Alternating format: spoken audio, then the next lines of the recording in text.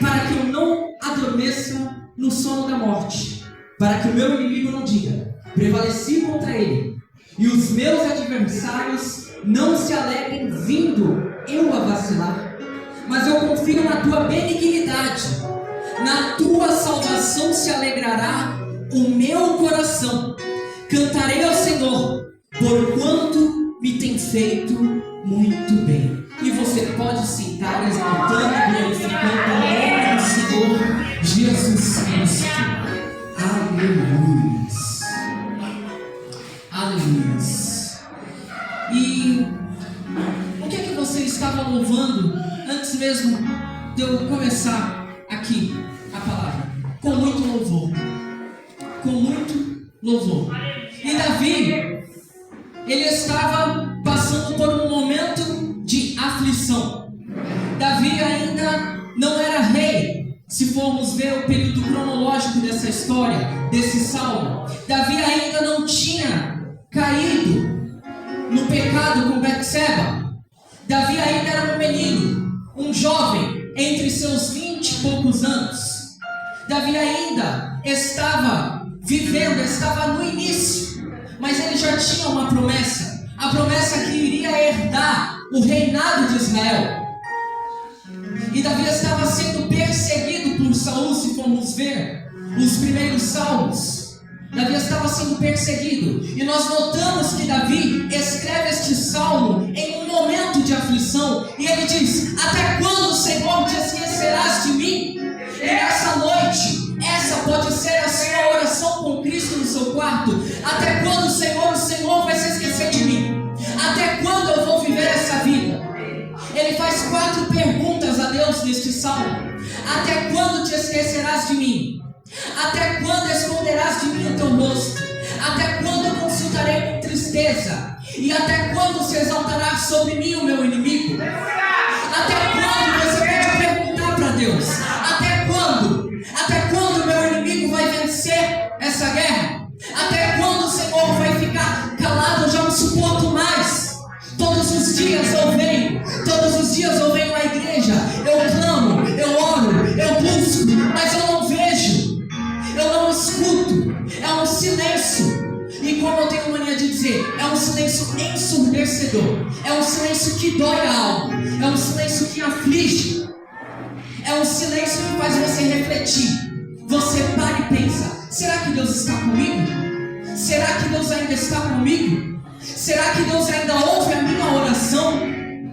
Será que ainda eu tenho alguma coisa lá no céu? Parece que o céu é de bronze. Parece que o céu está fechado. Parece que Deus tampou os ouvidos e não escuta mais o seu clamor. Não escuta mais a sua petição. Deus chega, a história muda.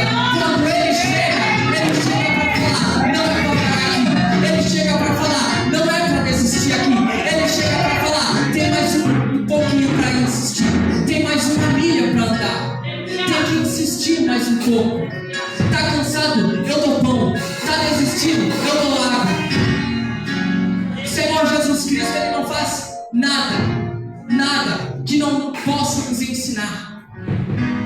Todas as coisas que vivemos até o dia de hoje, tudo, quando você aprendeu a andar, você caía, machucava, você não lembra, mas você chorou. Quantas vezes você, aprendendo a andar, caiu? Até mesmo aprendendo a andar de bicicleta, caiu, se ralou, chorou. Mas o seu pai, a sua mãe estava lá para levantar. Não, vamos de novo, vamos continuar. Não, pode ter machucado um pouco, pode ter caído, mas o Senhor está para te levantar. O Senhor está atrás de você para te levantar e para te guiar ao teu rumo, para te guiar ao teu caminho. Davi, quando fez esse salmo, ele estava puxado, ele estava triste, mas mesmo assim, ele fez para o músico novo. Ele fez com que isso se tornasse uma poesia. Ele fez com que a angústia dele, com que a tristeza dele virasse cânticos de louvores ao Senhor. E você, o que é que você tem feito com a sua angústia? Você tem jogado contra a parede e criticado a Deus? Você tem jogado contra a parede e tem falado: Deus não é comigo? Deus se esqueceu de mim? Será que Deus vai olhar para todo mundo?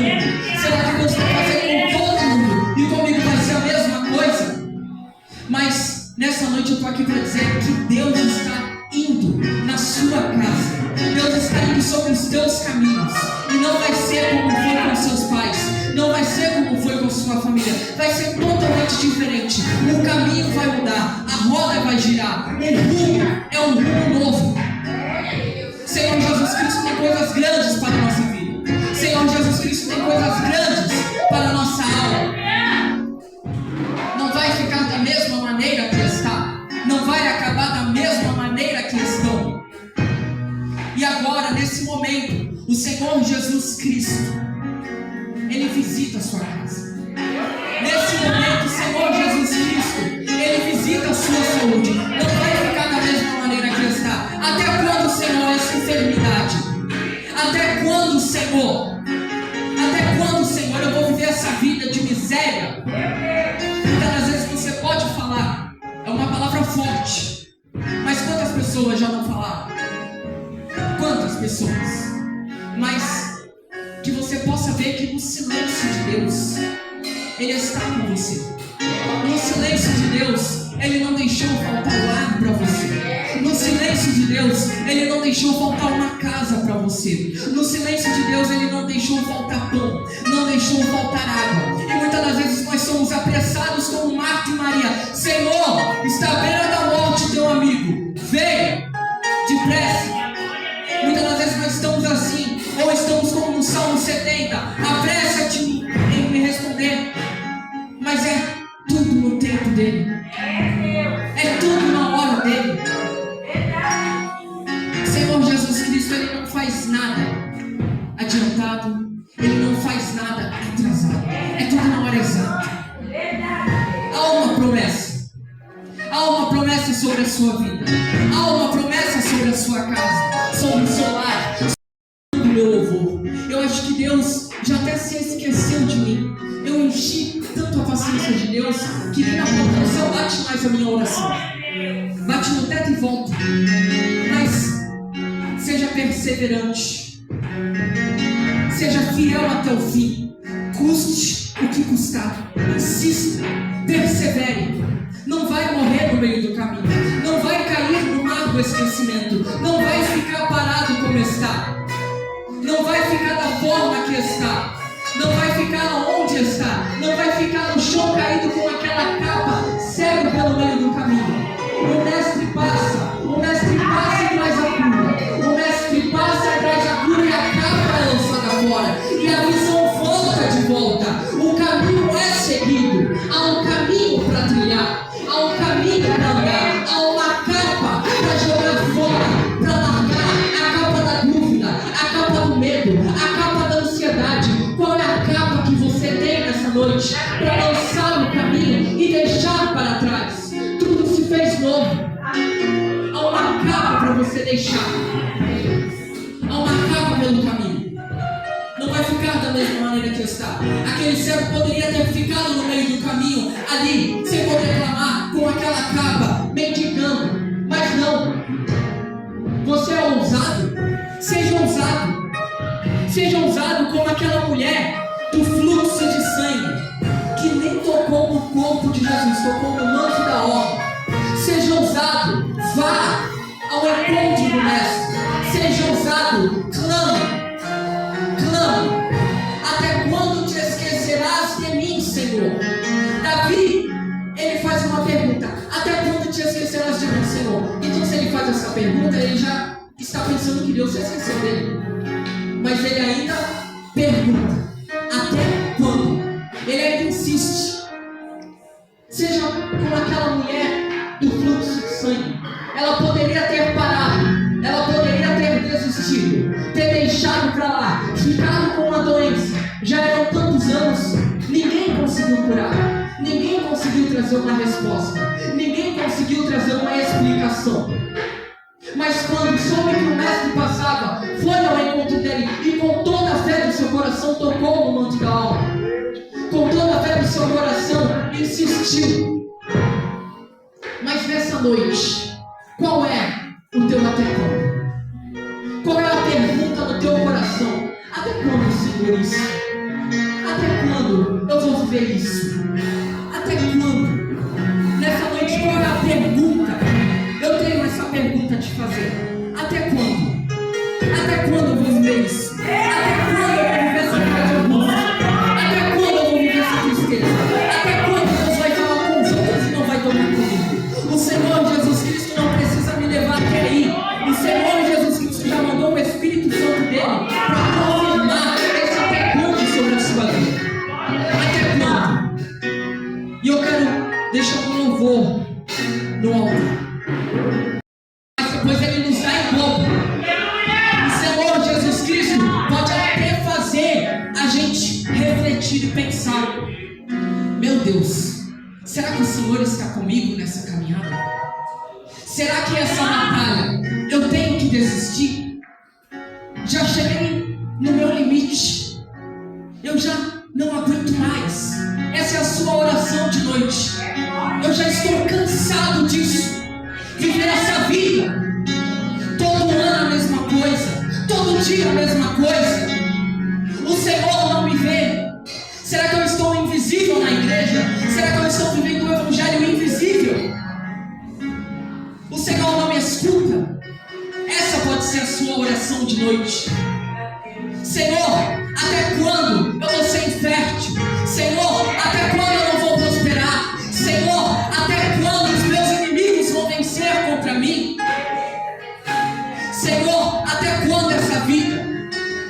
Mas mesmo no momento da tristeza de Davi, mesmo nesse momento de angústia no coração, Davi diz: cantarei ao Senhor, porquanto me tem feito muito bem. Cantarei ao Senhor, porquanto me tem dado ar para eu respirar. Cantarei ao Senhor, porquanto eu tenho um teto. Cantarei ao Senhor, porquanto eu tenho uma casa espiritual. Cantarei ao Senhor, porquanto todos os bens da terra o Senhor me tem feito. E muitas das vezes você pega, você chega e você fala: eu não quero mais, eu acredito em Deus, eu confio em Deus, mas eu quero desistir, tá demais pra mim, chega, vão me criticar, vão falar de mim, vão me perseguir como Saul perseguia Davi. Mas é no silêncio que ele trabalha, é no silêncio que o anjo do Senhor Jesus Cristo entrou no arraial de Senaqueribe e mata 185 mil. É no silêncio. O Senhor Jesus não vai deixar o teu inimigo te afrontar. Ele trabalha no silêncio. O Senhor Jesus é um Deus da mão forte, na qual Ele julga a tua causa, na qual Ele julga o teu que você está sofrendo. Você pode até achar, eles vão criticar, eles vão falar de tudo. Você deixa. Não foi assim que Senaqueribe fez com o povo? Falou: coloquei todos os deuses das cidades vizinhas por terra, e assim será com o de vocês. Não vai ser diferente. O inimigo pode achar que ele tem a força no braço, ele pode lutar com a força no braço, mas quando Deus... Muitas das vezes você pode estar como Ana, que subia de ano em ano ao templo e clamava e orava e vivia debaixo do teto com a sua inimiga, mas ela não desistiu. No silêncio de Deus ela ia no templo de ano em ano, orava, buscava, ela clamava. O silêncio de Deus é quando Ele observa a nossa fé, é quando Ele observa a nossa perseverança, é quando Ele observa a nossa vida. O silêncio de Deus não é para matar. O silêncio de Deus não é para fazer a gente desistir no meio da caminhada, porque se fosse assim, Ana teria desistido, Ana não iria mais ao templo. Mas no silêncio de Deus para com Ana, o profeta estava observando, orando. E nessa noite, o anjo do Senhor está aqui observando a sua oração. O anjo do Senhor está aqui observando a sua oração. No silêncio de Deus, o Filho de Deus morreu como um cordeiro, mas ressuscitou como um leão. No silêncio de Deus, um anjo matou 185 mil inimigos. É no silêncio que Ele age, é no silêncio que Ele faz.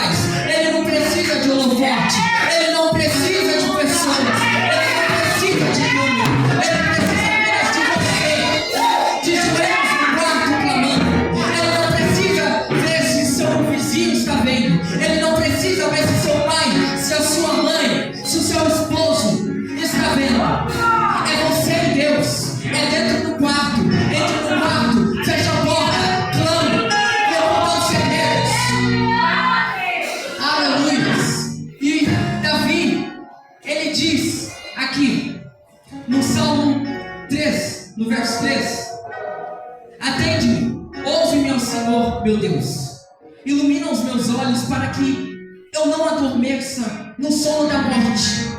E muitos crentes ainda não desistiram, mas adormeceram no sono da morte. Entraram em coma espiritual. Todo culto é a mesma coisa. Todo culto não sentem a presença. Já desistiram das promessas. Já não acreditam mais que Deus pode fazer o impossível.